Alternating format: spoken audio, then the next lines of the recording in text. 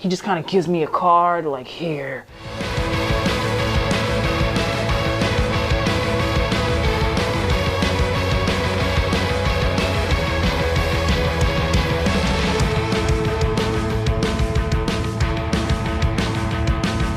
Hey, I'm Alex. And I'm Faiven. And welcome to Let's Talk About It. If you haven't already, please subscribe to our channel and like this video. Also, we want to hear from you, so comment below during the video. Today we are talking about mind reading and assumptions and how none of that leads to intimacy. Child, the way I have full-blown conversations in my head, let's talk about it. But first, rapid fire. What's one time an assumption caused drama in your past relationship? You mean every time when I assume we're gonna get married? Have you ever forgotten a significant date, like a partner's birthday or your anniversary? No. Oh, good for you. Yeah.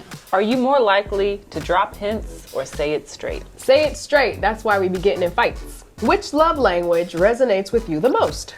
I'm an acts of service girly. What's one thing you wish your partner or past partner just knew in your last relationship? To hug me. Effort matters more than perfection when it comes to blank. Cooking. Which TV or movie relationship trope annoys you the most because it's so unrealistic? The enemies turn lovers. What's one chore you wish your family would do without you asking them? All of them. What's harder, asking for what you want or admitting that you assumed they already knew? Asking for what I want, because there's a level of vulnerability in that. I am grateful that my husband takes blank off my plate. I cannot tell you the last time that I took out the trash. I don't even know when the trash men come to collect it. Wow, look at that. I love that for me. Okay, so quick story share. I'm gonna tell you about something that happened on a date, and I just want you to tell me, was I wrong for assuming, or should he have just done the thing? Okay. Anyway, I was on a date, and the person surprised us, or attempted to surprise us, with a bike ride in the city. Now, what they didn't know about my past was that last time I was on the bike, I was trying to get initiated into this cool girl gang, and so part of the initiation was that we had to ride down a steep hill on a bike. I flew, my bike flew, there was rocks everywhere, and so I don't ride bikes anymore. Unless it's in a big, wide, open field with not a pedestrian or pebble in sight. So, surprise, we're going on a date, we walk into a shop for a bike rental. It's DC. It's pedestrians, dogs, it's cars, everything, everywhere. You know how congested like the city is. And so instantly I was like overcome with anxiety, and I was mortified, and I was having flashbacks, and I also didn't want to ruin the date. But I had to be honest with how I felt in the moment, and I was like, listen, I'm sorry, I can't get on this bike. Like, it's not going to be relaxing for me. It's not going to be romantic. I really appreciate the gesture and the effort, but this isn't just going to be a casual, like I'm finna like stumble trying to, get the kickstand. Like, this isn't going to be as romantic as you think it's going to be. I can't do it. And I felt so bad even saying that, but I just had to like honor how I felt. And so I'm sitting there, my shoulders are slumped over, and I'm just like feeling really bad, like feeling like I ruined the day. I felt terrible. And I needed a hug. And I know we're talking about like mind reading and making assumptions, but I feel like anybody with eyes or from a mile away could have just seen in the body language and everything that I just needed a hug, and I needed somebody to be like, listen, it's okay. Like, we can pivot. And he was like, I think I even asked for a hug. And he said, why don't you come and give the hug that you need? Because I needed a hug. He didn't need a hug. And so he was like, I'm not just going to give you a hug. You need to initiate this hug that you need. And I was like, okay. Was I wrong for assuming or expecting him to just embrace me? You were not wrong. Okay. I mean, in the rapid fire, we talked about how I wish I got hugs. I like hugs. People like hugs of all ages. It's comfort. Yeah. Yeah. What? Maybe he was still tight because you messed up his plan. Yeah. So he wasn't mature enough to like be like, oh, I totally understand. Yeah, you had a traumatic experience with a bike. Let's just go for a walk and then get ice cream. Hug, hold hands. You know, but maybe that's the difference between some men and women, because that's just, to me, that's normal. And obviously, this is not a big deal. A date is a date. The most important things that you're spending time together. So What? Yeah. Was he salty? What was his demeanor when he was like, nah, come get the hug if you the one that want the hug? Because I wouldn't want to hug him after that. Yeah, the hug it wasn't a good hug. It wasn't given what it was supposed to have gave. Because the lead into the hug, like that statement threw me. I was like, I still don't feel reassured or better now. Yeah, now I'm just being embraced by someone who don't even like me. You mad at me, seem like. That's the opposite. You gotta do the physical part of the hug and then also the emotional part of the hug. Yeah. You gotta want it. Yeah. Wow. Also, girl gang? Bikes? Yeah. What are you talking about? I was trying to be cool. Well, if you learned anything from your teenage daughter, you would know that's not possible, Mom. I don't know. I feel like maybe because you just said that, and I also said that in the rapid fire, the need for physical affection is a common thing that a lot of people wish their partner would just know to do and when to do it. But I'm also aware of the different love languages, and some people just aren't touchy-feely like that. My own mother is not touchy-feely. I remember when I was a kid wanting hugs from her. And she being like, you too touchy-feely. Ma'am, I am a child and you are my mother. And she's like, you right. Oh, my older sister doesn't hug. It makes her uncomfortable. She will receive a hug if she has to avoid any awkwardness, but it could be 1, 2, 3 years that we haven't seen each other and we'll be like, sup, bro. But like the love is still there. We're very sarcastic. We're very dry, but we don't hug. Wow. Yeah, unless we're like fighting or wrestling or there's some weird sibling aspect going on there. It's all love, it's understood, but we don't hug. That's very interesting. My siblings and I, because we didn't grow up in an affectionate household because of our parents, so you kind of model what your parents do for the most part. Obviously, it can morph. Like my sister's so cuddly with her kids now, but like, so my siblings and I, we hug upon hello and goodbye. And I think that's like, it's like that with my friends too. And I see some families who are like, they're always intertwined on each other's laps and all whatever. And I'm like, oh wow, y'all really affectionate as a family. So I guess I can't judge someone for not knowing when to give me a hug or when I need a hug, or at the end of the day, I try to make it easy for anyone I'm in a relationship with. If you're always wondering when's the right time to embrace, the answer is just always. Yeah. Like, if it's just always. But let me ask you, because I mean, it's one thing if you're already in an established relationship and that person knows that that's your love language, but in the age of dating, and we should always be in the age of consent, but in the age of dating and the apps and not wanting to like assume as somebody that likes quality touch quality touch? Physical touch. You done conflated quality time and physical touch. I want quality touch. Quality hugs. That too. 2 arms. At what point in the dating process is a hug welcome? Because like something that gives me the ick is when somebody is too comfortable and too familiar too soon. So don't be over here trying to come in for the big hug, act like you know me, and you do not, sir. So at what point would you welcome or be open to a hug from somebody that you're just going on a few dates with? So there's different types of hugs. So if we're just getting to know each other, the quick hello and quick goodbye hug, the hey! With the Holy Ghost between the bodies. Yes. So it's like you get the arm wrap around, but it's like this is the hug. 1 arm or 2? It depends on your size and stuff. But I'm just saying like, it's a different level of like embrace and like, you know, torso contact and length and tightness of a hug. Like, there's just like, oh, they're just colleagues, nice to see you hug, or like that's a hug. Are you a good hugger? Yes, I'm a great hugger. I'm not. I'm a terrible hugger. Maybe because you're all tall and lanky. So tall people can't hug? Maybe you just you get limbs everywhere. I hugged somebody at church and they were like, they leaned me in again and they were like, it's my birthday.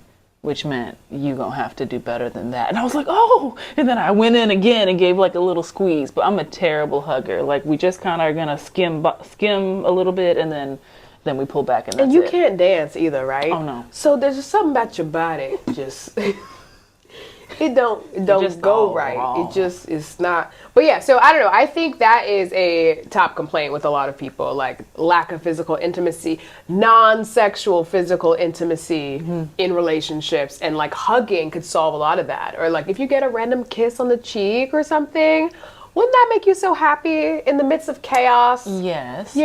Yes. On our second date, and we didn't kiss on the first, I don't think, or maybe we did. But either way it goes, there was enough familiarity and comfort there I remember when we met up, I was anticipating him like leaning in for a kiss because there was all that excitement. The first date went so well.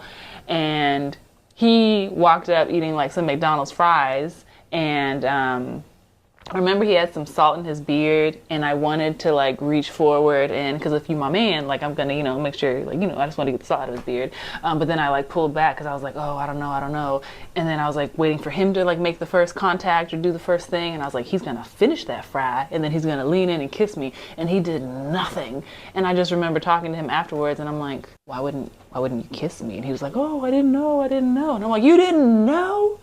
We had that steamy makeout last time and you didn't think we could do it again? But he was playing it safe, which I guess I appreciate. Or he was waiting for me to make the first move, but I definitely was like, what are you doing? Yeah, that is like a weird space to be in, because if somebody doesn't initiate physical touch early enough, then you get into friend zone. Mm-hmm. Like how many dates go by? So like I said about the hugs, there's like a quick hug, then there's a more like a richer hug, and then they need to pepper in like the caress of the hand, or if you're sitting side by side, say at a bar counter, then like put your hand on my thigh, and then like you kind of like cozy up, like our arms are touching. Like you want to start feeling those pheromones and chemicals swirl around in the air, so that when you finally get to the kissing part, it's more natural. Your arm has already been around my shoulder a bunch of times. Like it's easy to just turn your head and like get the kiss. So I just like when those things go unsaid, but that can very easily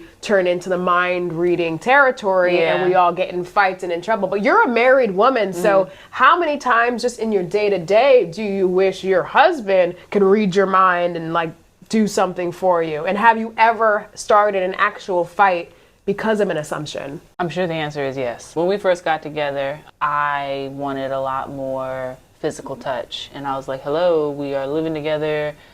We feel like roommates because there is no like romance here. Put a hand on my shoulder, embrace me. Even when I'm breastfeeding, I felt like there was, a show of solidarity that could have been on display. If I'm in public, if I'm wrestling with this blanket and the kid is trying to expose my tit and you're just over here doing whatever, like come embrace me so that I physically feel your presence next to me. And I just feel that solidarity and support while I'm breastfeeding in public. And he was like, that would have never occurred to me. And I have the wonderful ability to run with a thought, no matter how true or false it may be, and then internalize it and go, oh my gosh, you don't really love me, because if you love me, you would support me as a mother, and I'm breastfeeding your child, and if you valued the breastfeeding, then you would be, when in reality, it's like our life has changed, our responsibilities have changed, and so him supporting me while breastfeeding, when on the outside looking in, I look so confident always. Like he just was like, you fine, you got this. And I'm like, no, like I need support. Even when it looks, especially when it looks like I'm good and I'm fine. Like, they say check in on your strong friends, like check in on your strong wife, check in on your confident wife. Like she still wants like your support. But I used to tell him all the time in the beginning that like, hey, we're not roommates. I just want, some affection. And then 2 more kids later, I'm touched out, I'm tapped out. And so the roles have now reversed. And he's like, hey, can you hug me? Can you love me? Can you say good morning to me in the morning instead of which diaper are you gonna change? Like we're already just running into the day and then the day is running away from us. Like let's find small ways to still connect. So 5 years in, we still cannot assume what our needs are because our needs are changing. I'm glad you spoke up about the breastfeeding thing, and I'm glad you guys spoke up about the greeting before you just hit the ground running, because as someone who's staying in Casa de Alex and Joe, I see how much work goes into running that household, and I can see why you ain't got time for all them pleasantries. Just like, go. But it's nice that you're able to talk about it and you have that space and like that emotional connection to actually like have a conversation like that. I remember recently I had a friend who moved into this new apartment and is painting walls and stuff. And I'm so type A that I was like, can I peel the paint? Is it dry? Like, the thing, just the crisp corners when you peel the tape. Yes, yes, yes. And I was like, so light. And then he was like, yeah, sure. But I was like, okay, I have to work in Manhattan. I'm going to work out at a location downtown. And then I can just swing by after and just like help, hang out and whatever. So I, in my head, was like, I hope he puts together that if I'm coming from the gym, I need to eat and I will be hungry.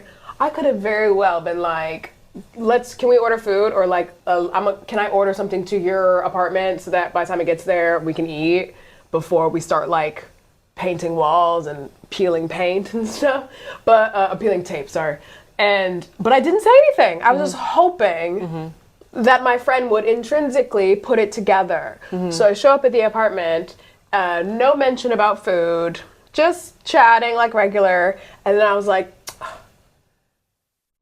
do you have any snacks or anything? And then he was like, oh yeah, pantry full of snacks. And then he was like, oh, I had ordered, I have some chicken, I have some rice, like there's some soy sauce. I was like, oh yeah. So like we ended up putting a plate together, but I like kind of chuckled to myself that I literally could have been like, hey, I'm coming over at dinner time and I just worked out, so I'm gonna be extra hungry. Let's have food ready. Like, why did I do that? Because we want this romantic version, and we have tied the just knowing and the mind reading to romance, and communication is not sexy. So, but even this was just a friend, just like hosting. Maybe I'm just used to you host, I host.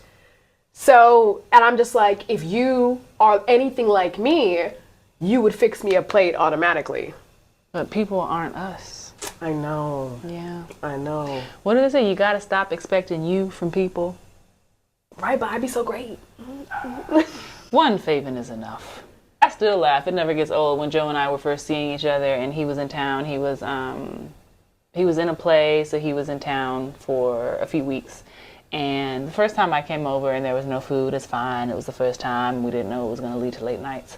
The second time I came over, there was no food, and I was like, okay. The third time's the charm. The third time I come over, he's going to have food. Nope.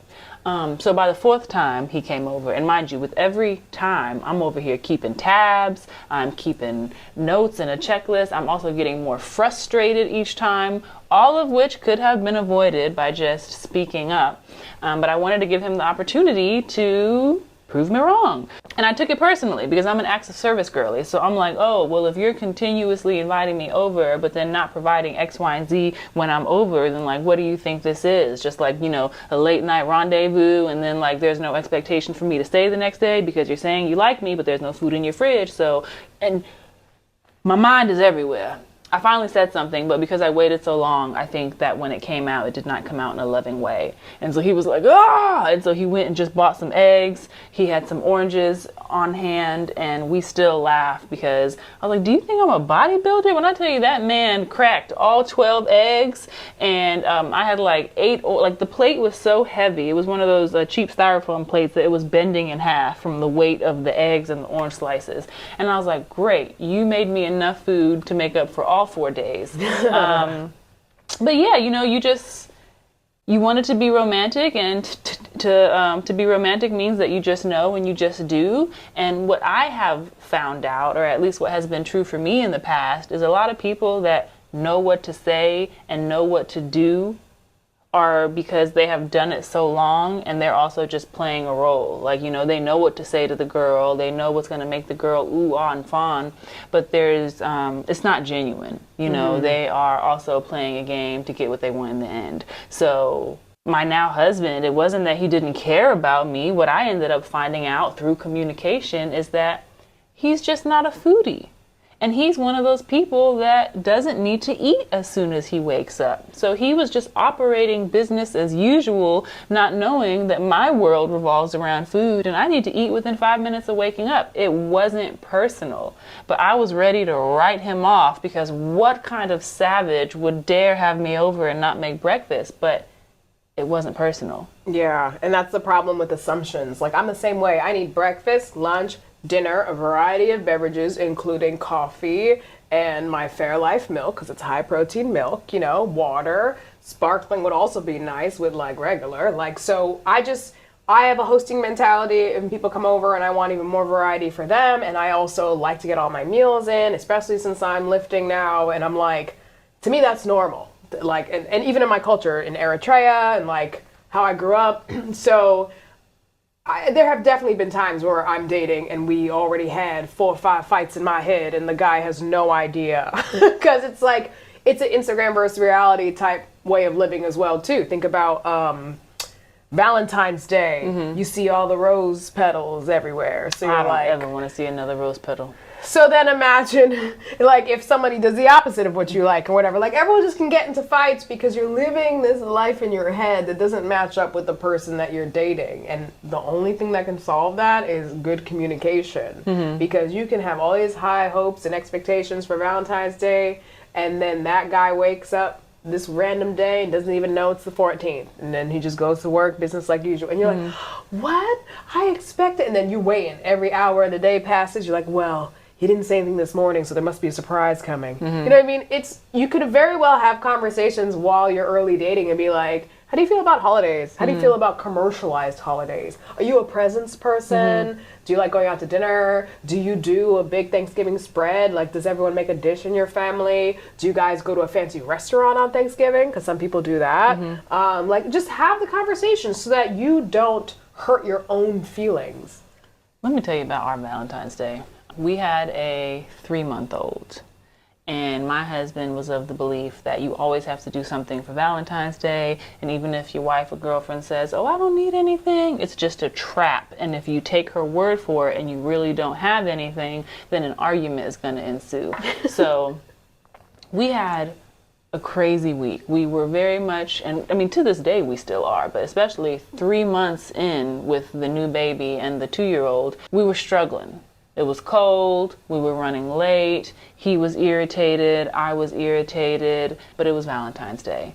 And so we went to the movies and it was rated R. We had the baby strapped to us and they were like, sorry, you can't take babies in. And I'm like, I assure you, the baby is not going to see, hear, understand the content. And it was a sleeping baby. I'm not the kind of person that takes a baby and I know thy kids. My baby wasn't going to be cutting up. The baby was going to sleep through the whole thing. And they were like, yeah, but we just got in trouble. It's rated R. You can't take the baby. So that didn't go as planned. I was still trying to surprise my husband, and I was going to show him that I had gotten my name changed to his last name, and I was like, that's going to make him happy. So I'm like sliding that to him, trying to cheer him up because he's mad that the thing that he was trying to do for me didn't work. Now he's not reacting to the name change surprise the way I wanted to, so now we're both mad. He just kind of gives me a card, like, here. And I'm like, why are we working so hard to do something that the people in the world in America said that we're supposed to do on this day? And so I was like, let me hold your hand when I say this. When I say we don't have to do nothing on Valentine's Day, I mean it. We could have done this at home. We could have Netflixed at home. We over here trying to pay for parking, making sure we don't get robbed while we exit the car and fool with the... It's cold, it's rainy, I'm still postpartum. It's not a trap. Like, you just need to trust me. I don't care what the world is doing. I don't care what TikTok is doing. Just trust that as your wife, I'm not trying to trap you. I know you love me. That is enough. And if we need to celebrate delayed, that is also an option. But it was a terrible Valentine's Day because he was trying to, not because of him, but he was just trying to do what the world said needs to be done on that day. Yeah. A couple years ago, was dating someone and we went to like a Knicks game the day before Valentine's Day. And again, assumptions, and I didn't speak up. I was like, okay, if the game is at 7 or 8 o'clock and it lasts for a couple hours, this date will probably go past midnight. So we're going to hang out past midnight and then it's going to be Valentine's Day. So maybe like this is the Valentine's Day date and then it's going to end with like, I built out this whole fantasy in my head. This man did not say anything about Valentine's Day. Very much good night. Glad you got home safe. That's it. And that's it. Then Valentine's Day came, like, slept and woke back up and then I was like checking my phone. Like, he know my address because he sent me an Uber. So you know where I live. So that means he probably gonna deliver flowers or something. I'm checking my phone. Nothing's happening. I'm like, oh, okay. And I was just that delusional girl that's just like waiting and waiting. And I was like, well, we did go to a basketball game yesterday. Like, that counts. But it was the day before. I don't know. And then, long story short, end of the night, I get a text that says, oh, yeah, happy Valentine's Day or whatever. Literally. Or whatever? Yes. And then I was like, oh, like, you think that's funny? And then I was like... Did you say that? When we finally spoke, because I didn't want it to be misconstrued, I was like, hey, so, like, that kind of hurt my feelings that, like, you just ignored Valentine's Day and then sent, like, a cheeky text, even though I'm very grateful that we went on a cool date the day before. And he was like, yeah, I didn't really know what to do, because no. He said, holidays in general, I don't care about, which, good for you, but you should ask if it matters to the person you're dating. It's, like, not just you when you're dating.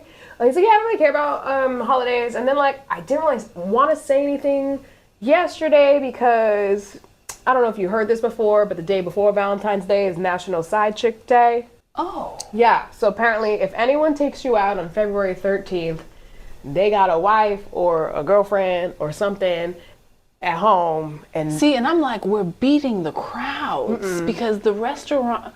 Oh, I would be, yeah. You the mistress.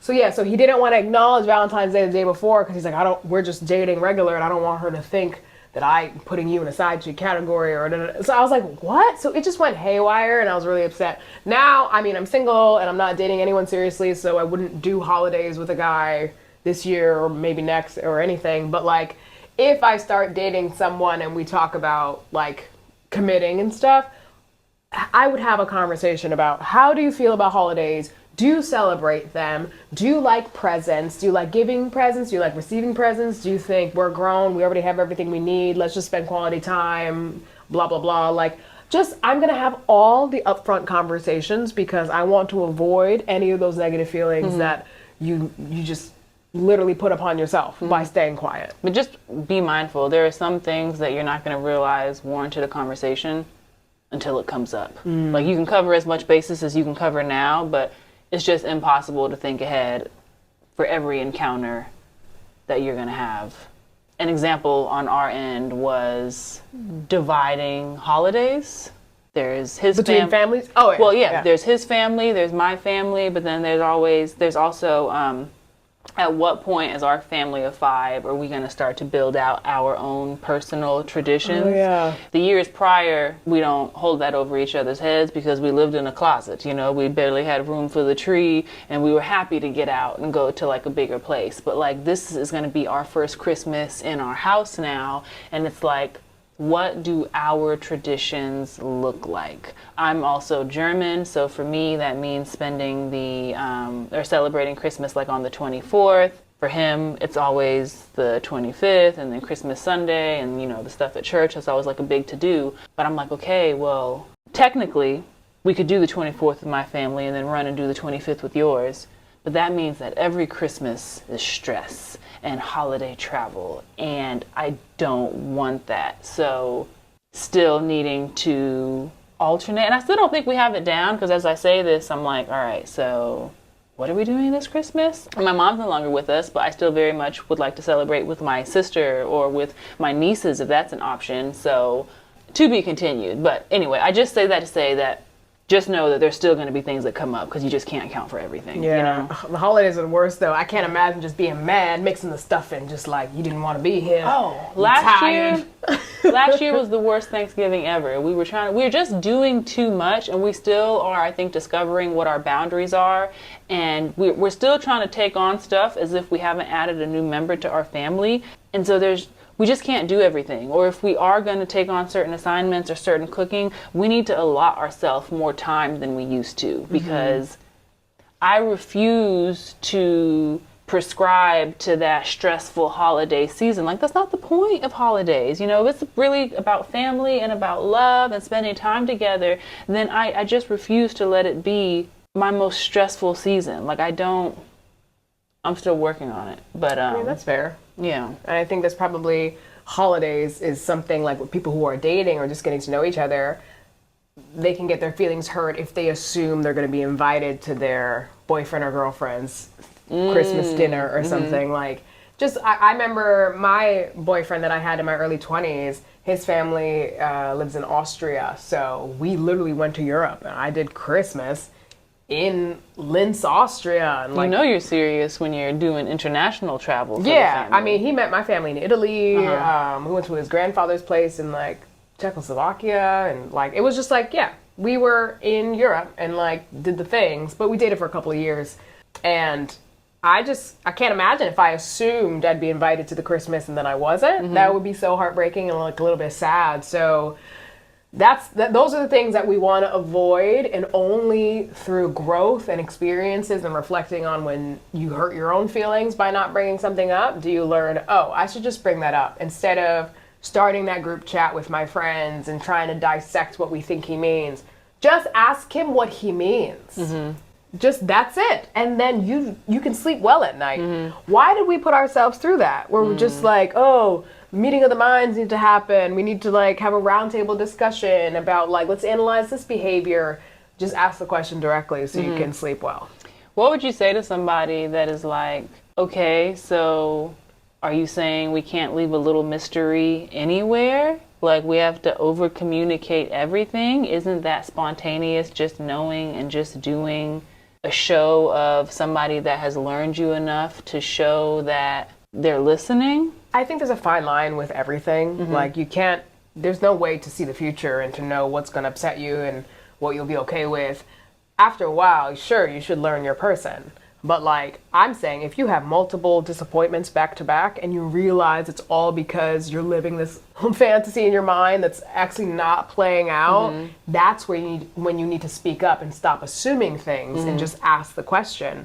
Like, hey, buddy, you work a corporate job, and every year your company has a large holiday party, and you can bring plus ones, and the drinks are flowing, and there's fast food, and everyone dresses up.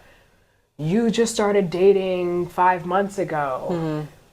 Are you gonna be the plus one to the holiday party? Like you don't know. Yeah. Don't you want to know? Yeah. So like don't like be on pins and needles for a month and a half. Yeah. Like with that looming, Yeah. just be like, hey, I know you mentioned like they did this big blowout. Like, what were you thinking for that? Yeah. And that's very vulnerable. And it just depends on the relationship status. Are you boyfriend, girlfriend? Because like meeting coworkers is kind of the same like meeting like friends, meeting family. So it can be tricky. Definitely. But I think it's worth navigating instead of like being salty and then you're going to ruin that person's experience. And then it can lead down a bad road. Oh, for sure.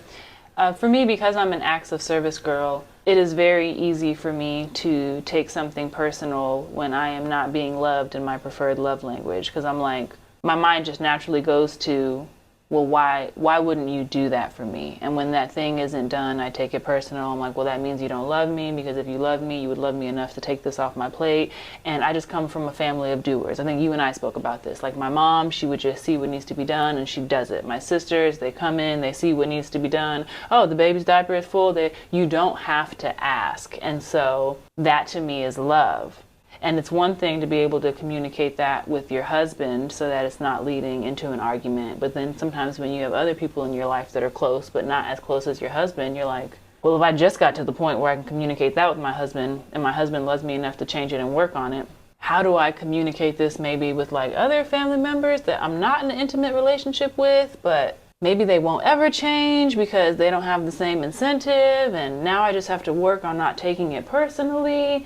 But I do, and I go there very quickly because I just come from a family of doers, and if you loved me, this is how you would show me. So yeah, we're still working on that. Yeah, I had that experience at my sister's house because she has a family similar to yours with 3 kids, or 2 and 1 on the way. But like, I'm a doer, she's a doer, and she had made a comment about a family member of ours who would come visit, but like, normally when people come visit, like, you know, you give gifts to the kids, and you play with them, and you distract them, and you do the things, and like, mom can be like, sweet, let me go over here and like, have some me time or something. Close my eyes for 10 minutes. Yeah, but my sister had commented that this particular family member would come and just like sit on the couch and do nothing. Essentially, it's like adding another burden or another mouth to feed or just another kid. It's just like, oh, it's more work when you come, but you're an adult, and I was hoping you would kind of just hop into the mix a little bit more, be a little bit useful. Not that you have to go to work when you visit somebody's house, but like, it's just if you put yourself in the busy mom's shoes who's cooking and cleaning and thinking for everyone else in the house, and now you're just another person they have to think for and serve, essentially, I could see why it might even be easier if you just don't come. At least if it's in a busy season when there's a bunch of babies running around. So I totally get that. So I'm always quick to just like hop in at my sister's house, and it's fun for me, and I love the kids, and I like fixing plates. It's just something I do anyway. But yeah, it's just, I can see why not everyone is wired that way. So you can't be mad at someone if they're not wired that way, whether that's just they weren't raised that way or just it's just everyone's different. Yeah, and they have different strengths too. Like, what if they're bad at the chore that you hoping they do? So then they just make double the work because you have to correct what they did.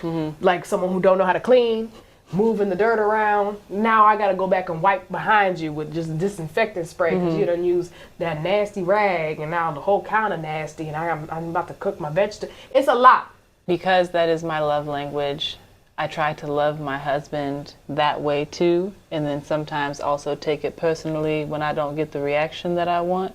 But that's not his love language, so to him it would mean so much more if we like sat down or spent quality time together, or if we like made time for like a date night or something.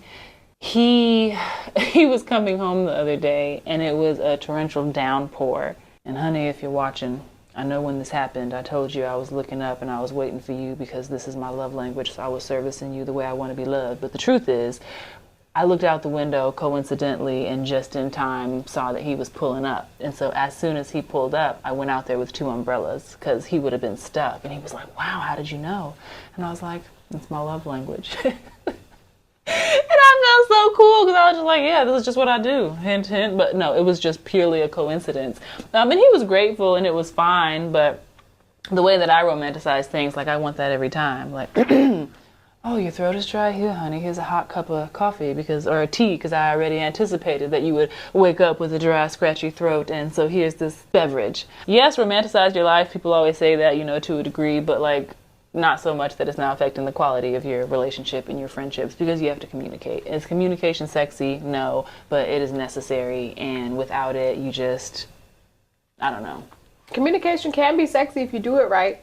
You know what bothered me? I was at a volleyball game for my daughter, and we were sitting behind a group of teenage boys, and one of them had commented, because they were also sitting next to another group of girls, and the boy goes, yeah, man, that's why I don't like sitting next to so-and-so, because she's one of those Me Too girls.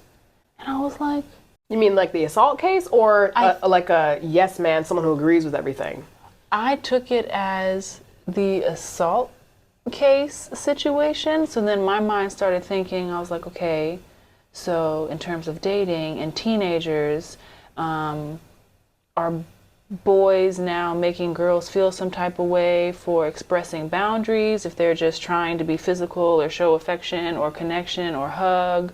And then the girls that are speaking up for themselves, communicating, saying, no, I don't want that, are getting labeled as Me Too? Are they, I don't know. My mind just started going a lot of places, and I was like, oh, my daughter's dating now, and how am I going to talk to her about communication and boundaries and all these things? But I didn't like it. I didn't like it. Still a developing story. Yeah, that's what sucks about like being cool auntie and then being a mom. Like, you don't know what the new generation is doing. Yeah. There's no way, because everyone has like a different atmosphere that they grew up in. So you're like, what are the teenagers doing these days, and what's normal and what's not normal? And that can be, especially since social media is involved too, like a lot of assumptions happen there too. Like, when is he gonna post me? Or like, people want to be validated like that. Like, I'm just so happy that I'm not active on social media anymore, just because I can declutter my brain from all of that stuff and the comparison and expectations and who's clicking like and this and that. Like, it's just extra stuff that doesn't actually matter. Yeah. So there was a girl, so I worked at the US Open this year, and a girl was working for a different brand nearby me, and I recognized her. I think she used to work events somewhere else. Anyway, I haven't seen her in years. So we chatted, and then I saw her a couple days later at the same Open. The US Open is about 3 weeks. And first thing she said to me at like 10 a.m., Not hi, not how are you, not what are you gonna get for lunch later. She said, I'm mad at you. And I said, I know you can't be talking about, girl, I don't even know you like that. Like, what? And then she was like, I went on Instagram and I saw that you weren't following me. And I was like, I am a grown woman in her 30s. I'm not even active on Instagram. Are you serious? And she was like, I'm playing. First of all, you know, she's not playing. She wasn't. She's not playing at all. And then, come to find out, she found me later around lunchtime. She was shooting her shot. Oh, she liked you. She was a whole lesbian, and she started with the schoolyard bully. I'm mad at you, and I'm just like, you're annoying me. Yeah, so it was a fail, but yeah, just assuming. Yeah. Yeah. I think I mean, what I'm teaching my daughter is that, like, just lead with communication. Say how you feel. Don't leave anything to chance. Don't assume how anybody feels. Don't ever be made to feel small or any type of way for speaking out about how you feel. And I think that that's just safe across the board. I also have a son, so I would hate for him to be in a situation where he was like, oh, I thought that this was okay. I misjudged the situation. Just communicate, you know, across the board. Yeah. Yeah. So we want to hear from you. Are you guilty of mind reading and making assumptions in your relationships, or are you doubling down and saying, nah, there are some things that you should know, and I stand on that? Let us know. Yes, let us know in the comments below, and be sure to like and subscribe and follow us on Instagram and on TikTok. And be sure to tune in for next week's episode. Let's talk about it. Dating potential.